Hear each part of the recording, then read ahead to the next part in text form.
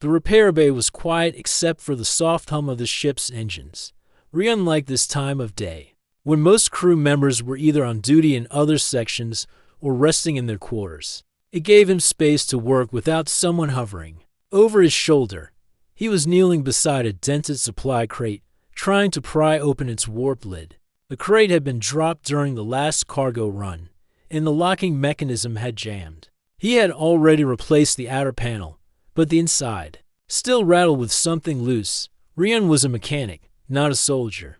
He fixed broken panels, tuned engine valves, and replaced parts no one else had the patience to handle. The warship Argus had been his home for 2 years now. Ever since he left the mining colony where he grew up, he was used to grease, tools, and half-finished jobs, but he was not used to what he found inside this crate. The lid came loose with a sharp snap. Rian set his tool aside and peered in. Inside was a long black case, made of a material that seemed both metal and stone. Strange. Silver lines traced patterns across its surface, shapes that seemed almost alive under the dim repair bay light. He frowned. This was no standard supply container. It looked personal. Curiosity got the better of him. He reached in and pulled the case free. It was heavier than it looked, but perfectly balanced in his hands.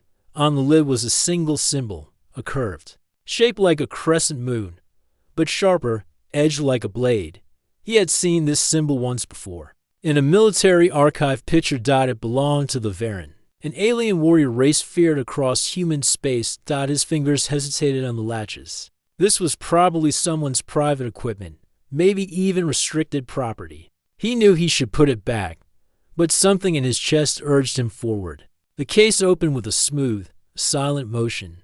Inside lay a sword. It was longer than his arm, the blade a dark silver that reflected light in a strange way, as if it absorbed more than it gave back. Thin channels ran along its length, glowing faintly blue like distant starlight. The hilt was wrapped in a dark leather-like material, shaped to fit the hand perfectly.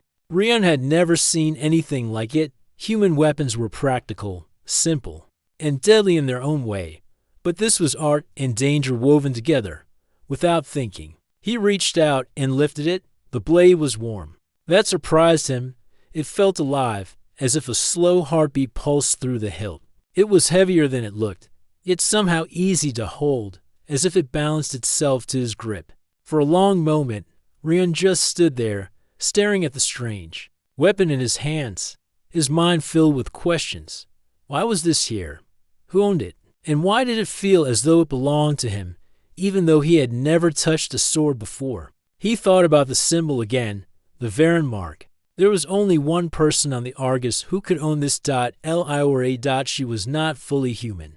Though no one said it aloud, her people came from a human Varen border world, and her skills in close combat were unmatched. She never joined the crew in the mess hall, never spoke unless necessary, and she always carried herself with the stillness of someone who could strike in an instant.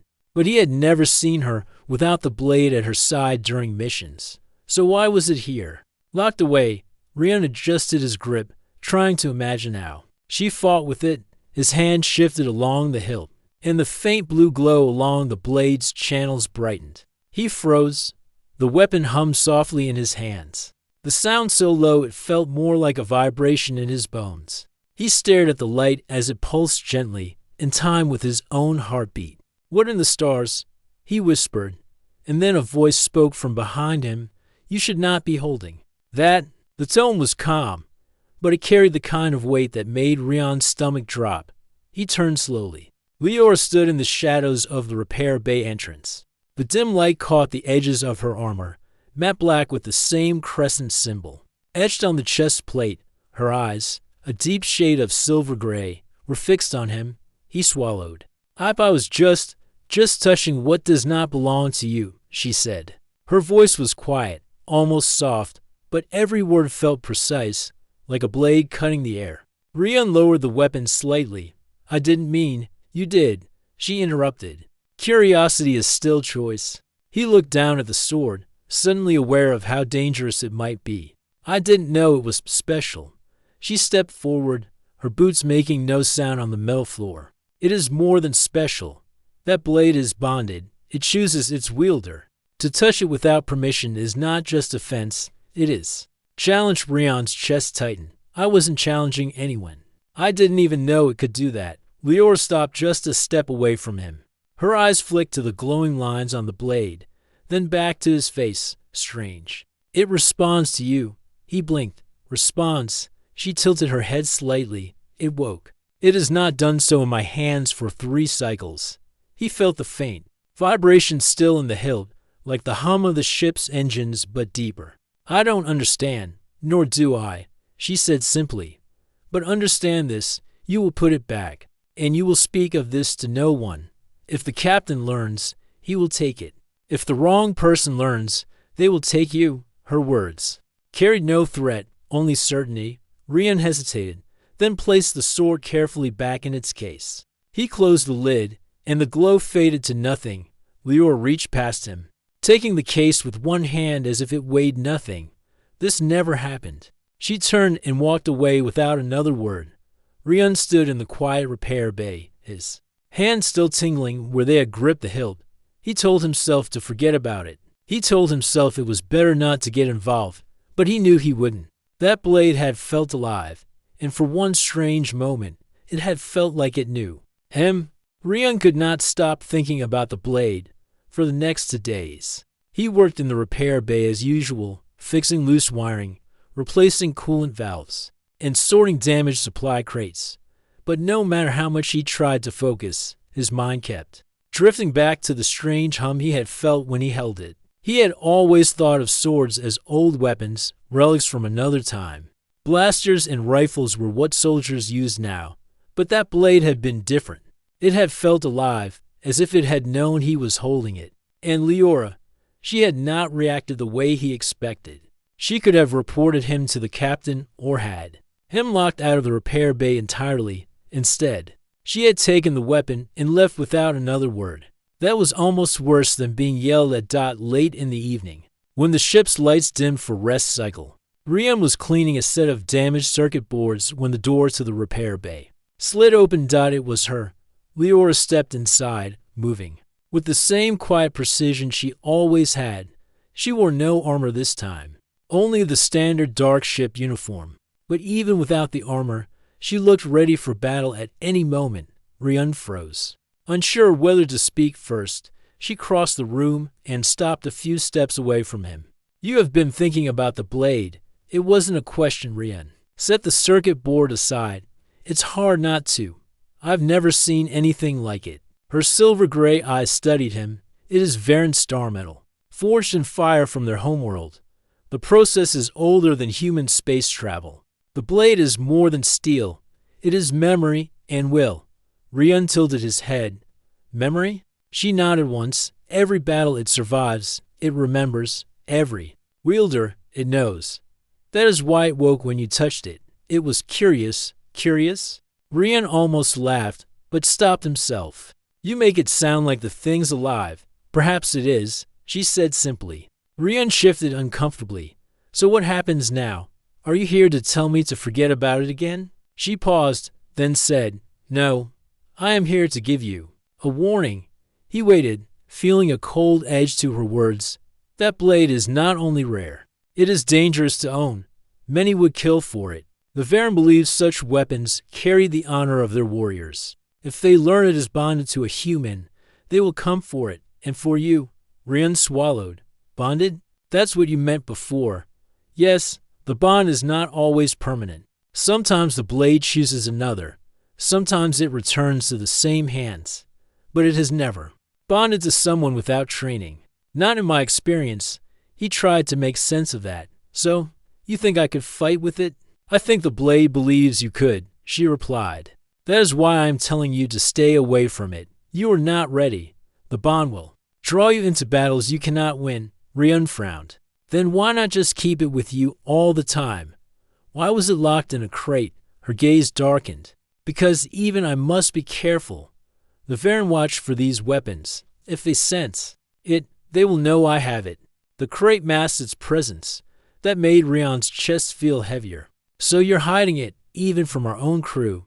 Yes, the silence stretched for a moment. Rian could hear the faint thrum of the ship's engines through the floor. Finally, Lior spoke again. You should understand something, Rian. Curiosity can open doors that will never close again. Once the blade knows you, you cannot undo that. It will find you in battle, whether you want it or not. He thought about her words, unsure if he should feel afraid or excited. And what if I don't stay away? Her expression didn't change, but there was a glint in her eyes now. Then you had better learn how to hold it without cutting your own arm off. He blinked. That sounds like a challenge. It is not, she said. It is survival. She turned to leave, then paused at the door. Do not seek it again. If the time comes when you are meant to hold it, I will place it in your hands. Until then, keep your mind on your work. The door slid shut behind her, leaving Rian alone with the hum of the engines. He leaned back in his chair and stared at the wall. Forget about it? Impossible. The next day passed in a blur of routine, inspection rounds, part replacements, inventory, checks. But everywhere he went, he found himself glancing over his shoulder, half expecting Leora to appear again. That night, in the mess hall, he spotted her across the room. She sat alone, as always, eating in silence. A few soldiers glanced her way now and then, but no one approached. Rian almost went over to speak with her, almost. But something about her stillness made him think better of it instead. He went back to his quarters and lay awake, staring at the ceiling. The blades glow, the hum in his hands. The way Leora's eyes had narrowed when she saw it respond to him. It all played in his mind over and over. He told himself he was just curious. That was all. But somewhere deep inside, he knew it was more than that. The next shift, the captain's voice came over the ship's comm. Attention crew. We have received a distress signal from Outpost 17. All combat teams prepare for rapid deployment. Rian felt his pulse quicken. Outpost 17 was on the far edge of human space, close to Varen territory. Leora passed him in the corridor, wearing her full armor now. She gave him a brief look but said nothing. As she turned the corner, Rian noticed something. The warrior blade was not at her side. The corridors of the Argus were alive with activity. Crew members hurried to and from storage rooms, loading weapons, sealing armor, and preparing supplies. The ship's lights had shifted to a faint red alert tone, a signal that the mission was urgent. Rian stayed near the repair bay, trying to keep himself out of the way. Technically, mechanics were not part of combat operations unless something broke during the mission. Still, the energy in the air made it hard to focus on his usual work. He was replacing a worn-out coolant pipe when he heard the soft click of armored boots behind him. Rian, said Leora's voice. He straightened quickly. She stood there in full combat gear. Her black armor fitted perfectly, each plate shaped for movement. The silver crescent mark on her chest seemed to catch even the dull red light. Yes? He said carefully. I need your help. She said. Those words took him by surprise. My help? I'm not a fighter. You are not, she agreed. But you know the ship's maintenance shafts better than most. You can move through them quickly and unseen. He frowned. Maintenance shafts. She stepped closer. Outpost 17 has been attacked. The main combat team will face the enemy directly. But there is a communications array deep inside the colony's structure.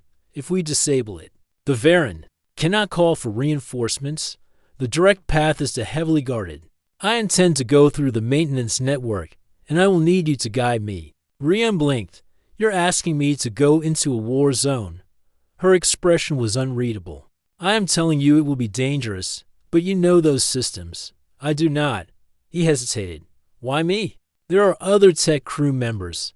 Because you already know what is at stake, she said simply. You have seen the blade.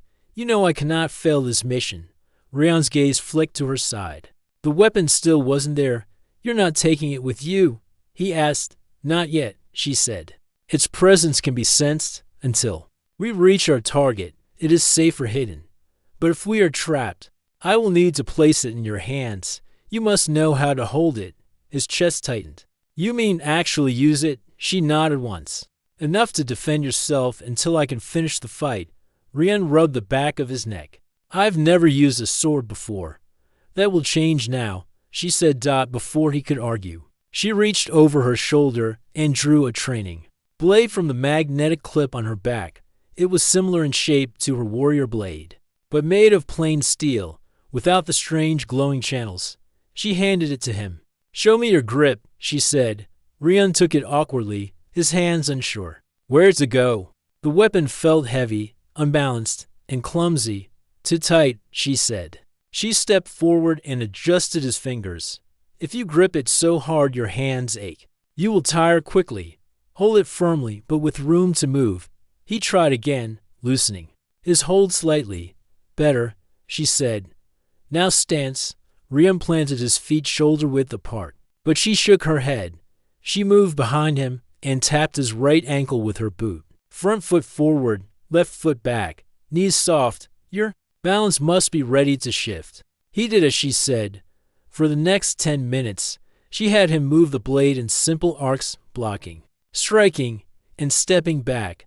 She said little, only giving short corrections. He began to feel the weight of the blade more naturally, though. Sweat was already forming on his brow. Finally, she stepped back. "Good enough for now. The real one will guide you better. It is different."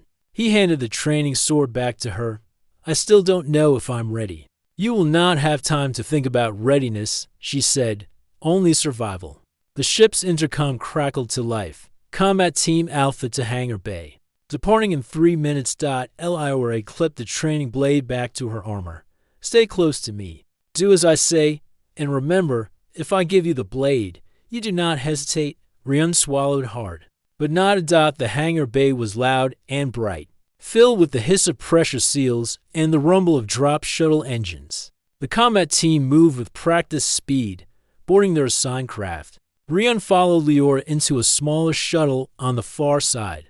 There were only 4 seats, 2 in front for the pilot and co-pilot, and 2 in back for them. She strapped, and without a word. As the shuttle lifted off, Rion felt the familiar shift in his stomach as gravity lessened. Through the small viewport, he could see the Argus shrinking behind them, its dark hull lit by the glow of distant stars. The pilot spoke over the comm. "Approaching Outpost 17 in 6 minutes. Minimal orbital defenses detected. Enemy presence confirmed on surface." Leora glanced at Rion. "When we land, we head straight for the service entrance. Do not stop unless I tell you. Understand?" "Yes," he said, trying to keep his voice steady. They touched down in a deserted landing bay on the far side of the outpost. The air smelled faintly of smoke and burned metal. Somewhere in the distance, muffled bursts of gunfire echoed through the structure. Leora led the way, moving quickly and silently. Rion followed, his heart pounding with each step. They slipped through narrow corridors until they reached a service hatch, leading to the maintenance tunnels.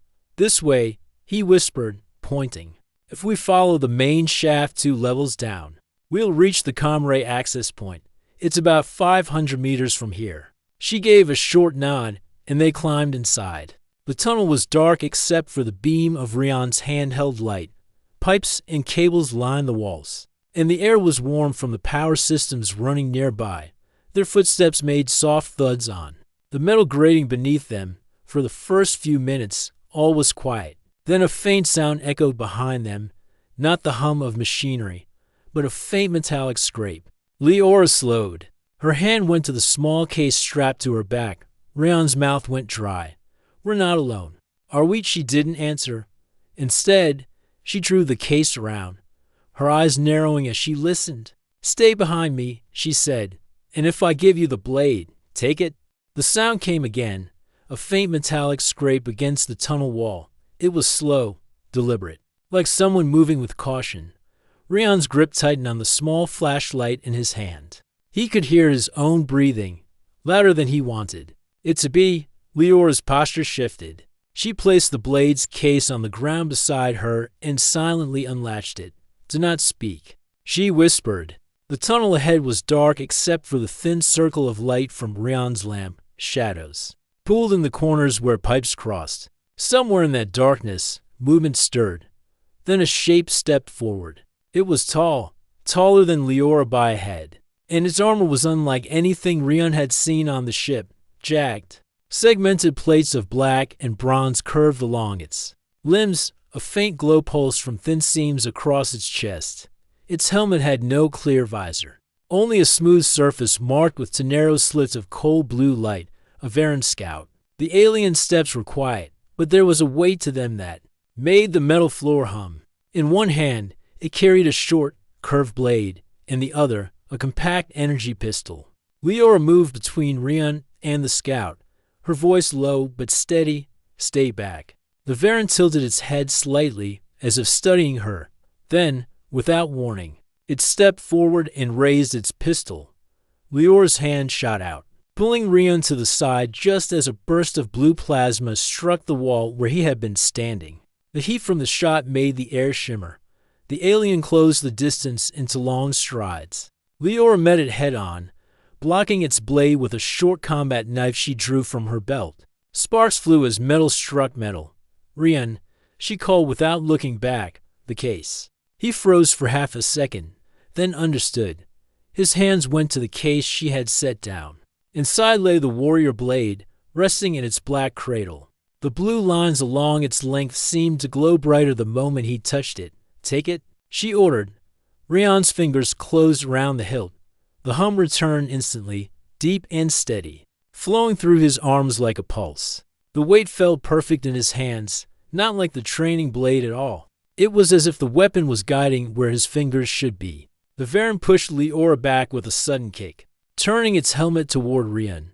Those narrow blue eye slits flared. Rion stepped back instinctively.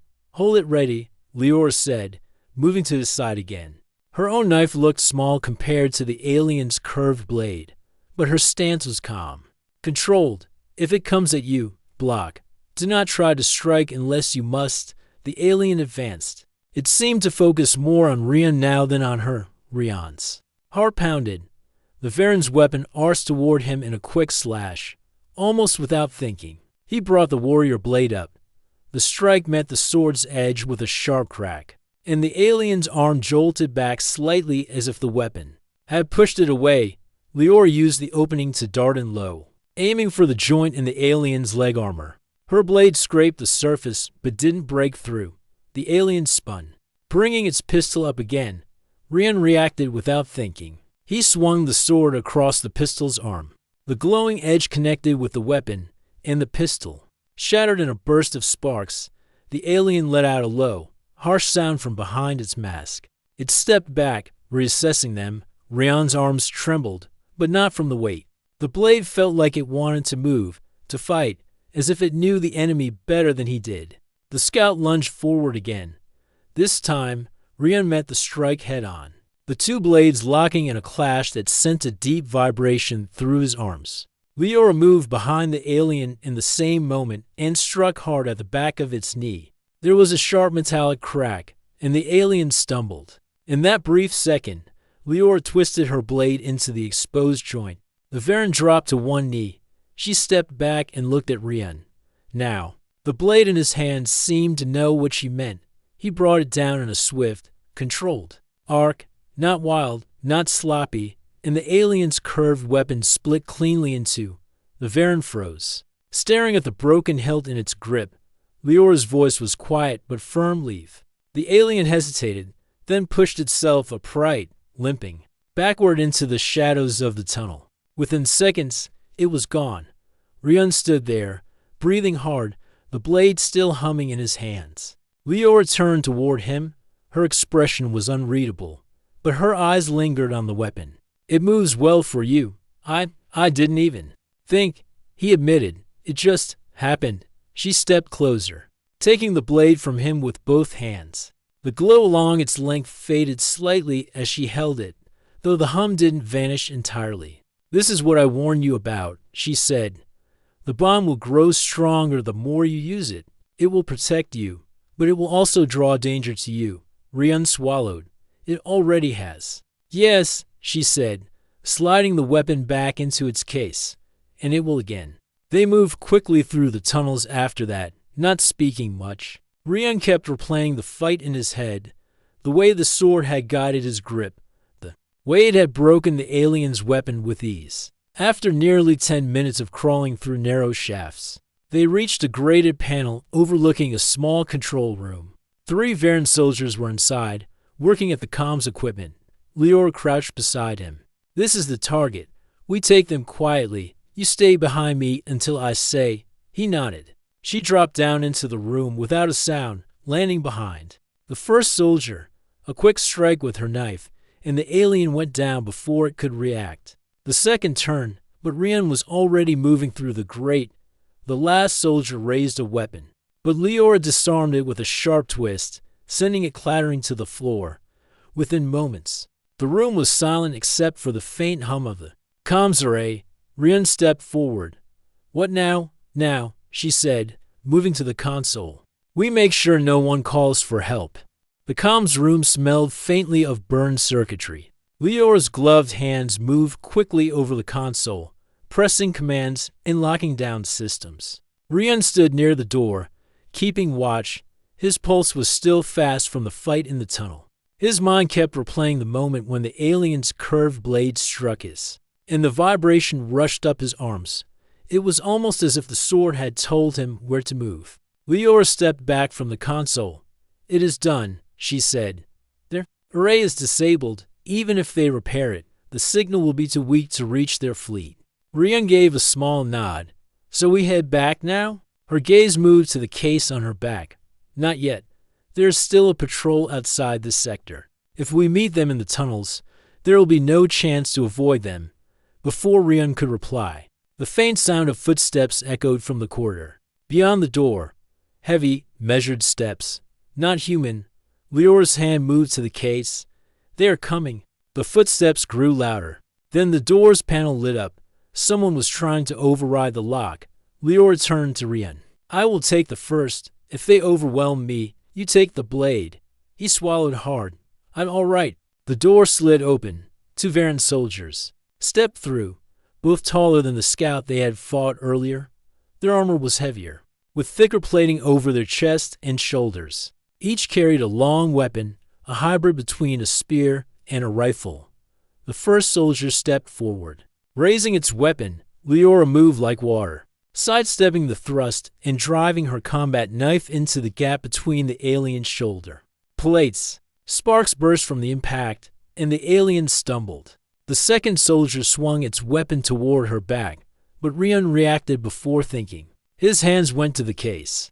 The moment he touched the hilt of the warrior blade, the blue channels along its length lit up again, brighter than before. The hum was stronger now, almost urgent, and it pulled him forward. The soldier turned toward him, bringing its weapon down in a heavy arc. Rian stepped aside just in time and brought the blade up.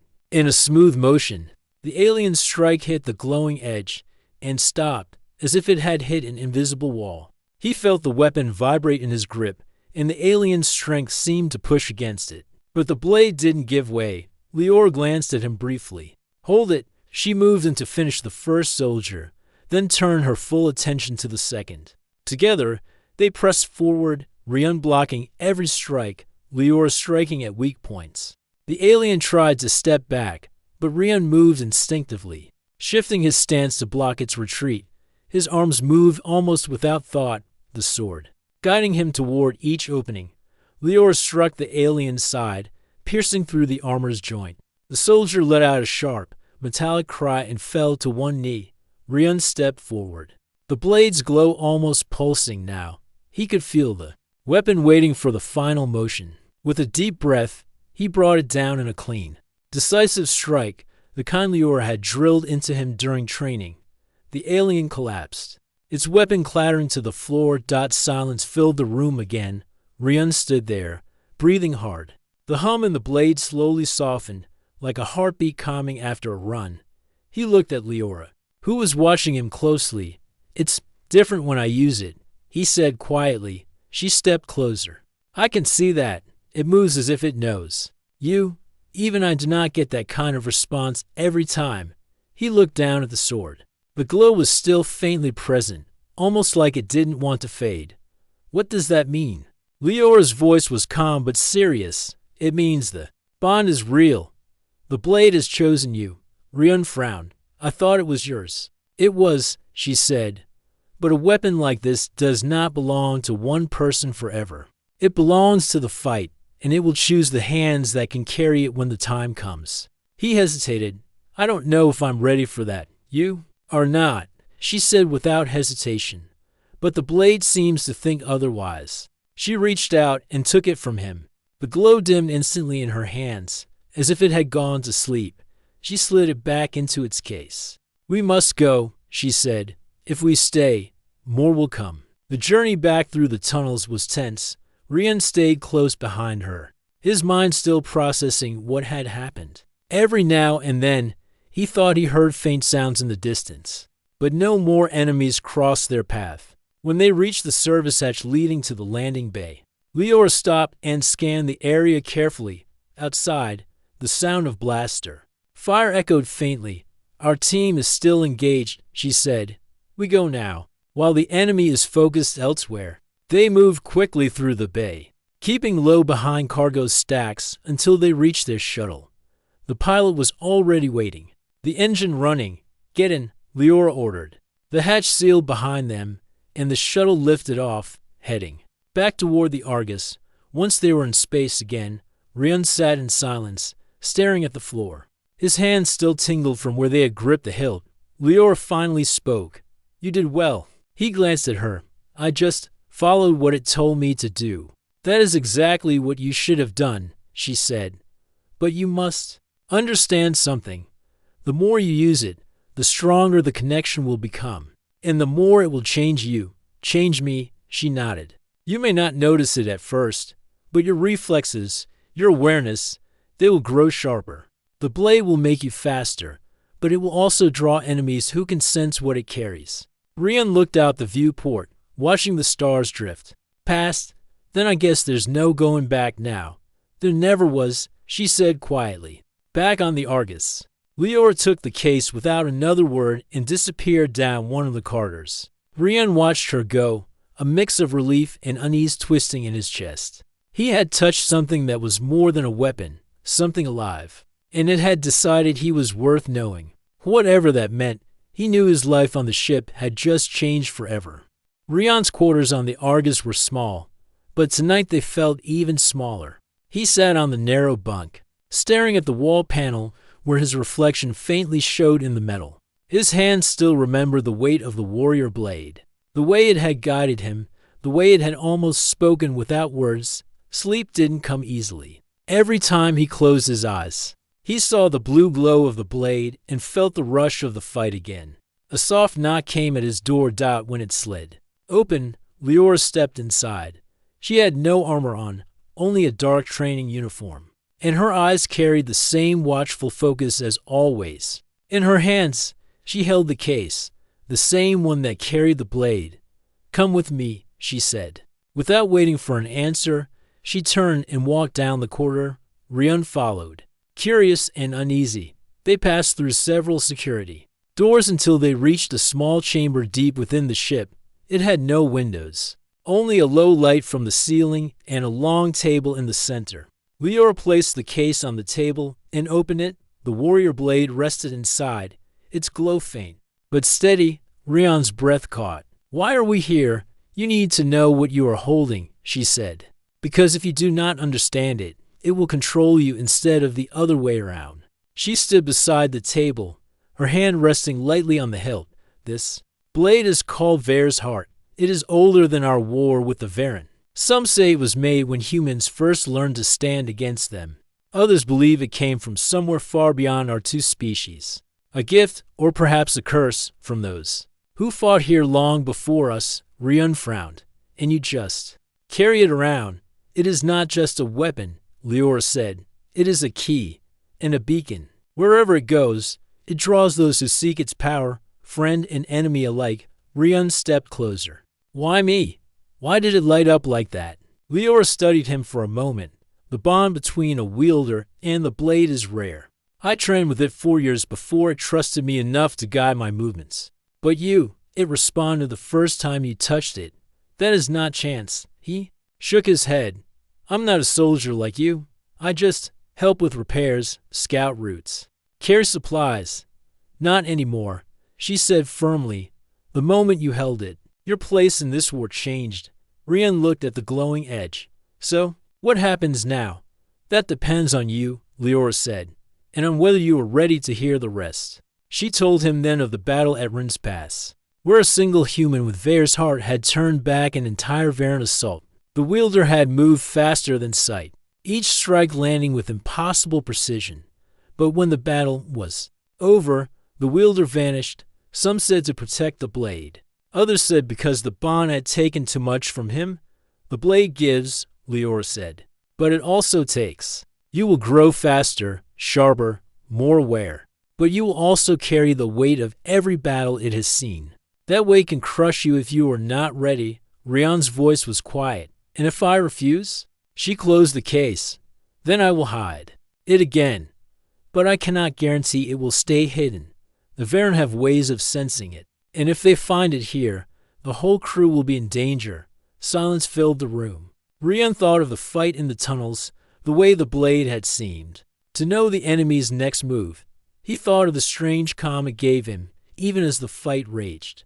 And he thought of the fear in the eyes of the Varen soldier when the blade had turned toward it. He finally spoke. If it's going to draw danger anyway, then maybe I should learn how to use it. Leora gave the smallest of nods. Then, training starts now. The next days passed in a blur, every spare hour. Rian met Leora in the ship's practice chamber.